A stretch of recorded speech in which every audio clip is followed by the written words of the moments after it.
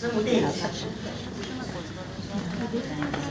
Ансамбъл Ветрено при читалище Просвета 1905 и Тракийско дружество Бояджик е днес тук, за да отбележи поредния празник на тракийци и да отбележи и да почете паметта на предците си.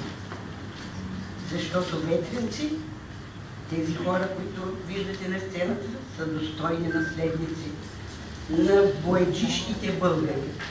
Дошли и основали нашето село в 1829 година. След войските на генерал Дивич се заселват 7 семейства, чието наследници днес виждате на сцената. На 26 май 2015 година Бояджик и Ветрено честваха и почетоха паметта, застанахме на страх по случай почитането паметта на загиналите бояджишки невинни жертви в 1876 година. Защото на 26 май 1876 година Бояджик става втори батак. Днес ние сме тук, за да почетем паметта на предците си и да им докажем, че сме съхранили традициите, песните, танците и паметта на предците. В памет на нашите предци и в памет на загиналите невинни жертви на турския геноцид от април 76 и май 76 е посветено нашето стихотворение «Обсадата». Стрелката на времето своя път измина. Паметна ще остане 1876 година. Денник 17 май. Бояджик е обсъден в пламъци и кърви потопен. От 20 000 на скер, башибузук за птиета, участници в грабежи, пожари и кланета, черни облаци се вдигат в небесата, безмилостна е разпрата с раята. Ихти тропот на копита, турска реч, по улиците кървава драма на смърт и среч. Въоръжени конници припускат по зелените ниве, озверени размахват мечове и копия. Уморени мъже хичат деца в ръце. В сълзи е обляно всяко детско лице. Поробителят е безмилостен, разерен. Всеки срещнат пада окървавен. Острия тъган с Сича и Атанас. Дядото на Джон, роден в Бояджик у нас. На великия световно учен Джон Атанасов изобретател, българина математик на компютър създател. Настигнат жестоко съсечен от ордите диви, намира смъртта в зелените ниви. Потънал в кърви, прегърнал своя син, последна прегръдка от баща и любим. Бояджичи търсят закрила в гората, други се крият по селата. Башибузука ги преследва, обикаля полята, непокорния меч, болгари и куршум поваля. Заловените са вързани с въжета, живи жертви на масови кланета. Завързани ги водят в центъра на дръвника, главите им падат, върхът на жестокостта, това е пика. Така чества победата на кървавия щит Шевкет Паша на топложерения Бояджик. Пашата самодоволен на кефа си простор дава, сеченето на глави усмихнат наблюдава.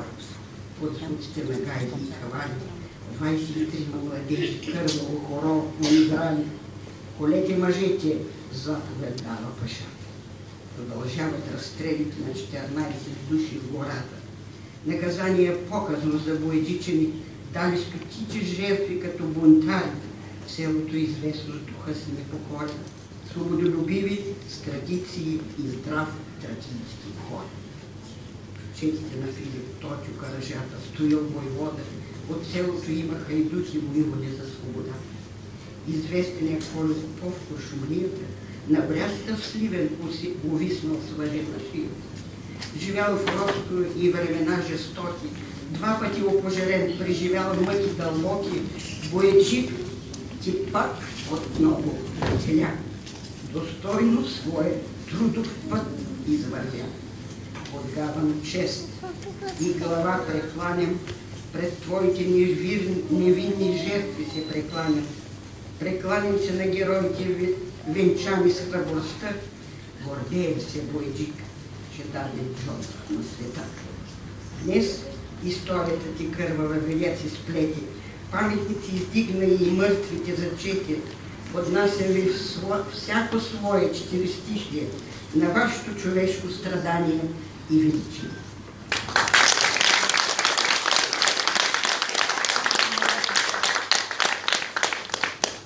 А ние, наследниците, и възрастни, и деца, следваме тяхните традиции, песни и танци, и ги предаваме и на децата. Това е нашата велика бойджишка мисия, тракийска мисия.